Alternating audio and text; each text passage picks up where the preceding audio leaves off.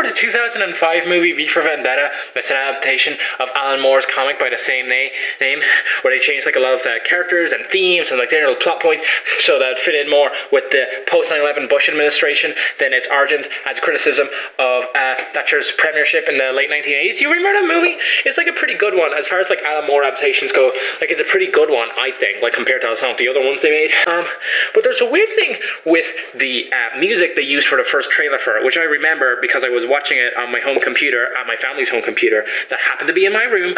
I'm not bragging, I'm just saying that I had a desk, so therefore like I got the family computer. But I was watching trailers for this movie on this DVD, and one of the trailers was for V for Vendetta. And I remember thinking at the time, isn't that the music from Batman? Isn't that the music from The Dark Knight? That's so weird. And it wasn't until years later when I realized that movie came out 3 years before The Dark Knight.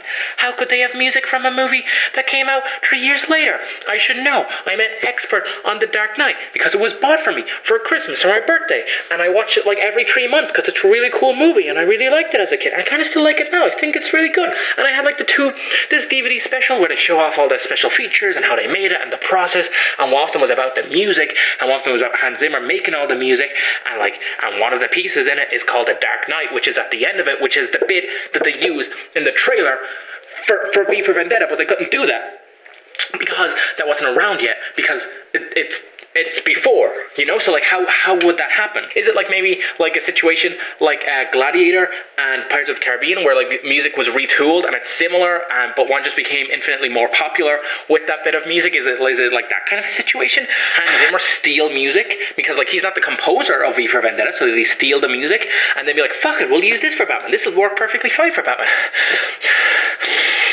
And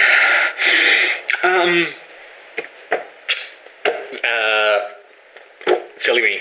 I just remembered Batman Begins came out before, and it's the first Batman movie with the Hans Zimmer score, and so like it's the Batman score, but like from a previous movie, like it's the same elements of it, but like it's still kind of weird that Warner Bros would use like the same music for two of their movies that are both about cape dudes that wear masks and like are all edgy and challenge society's views on what like a hero is or like whatever. Oh, they probably did it because it might associate those characters together because they're both comic book movies and one was really successful and they might want the other one to be just as successful.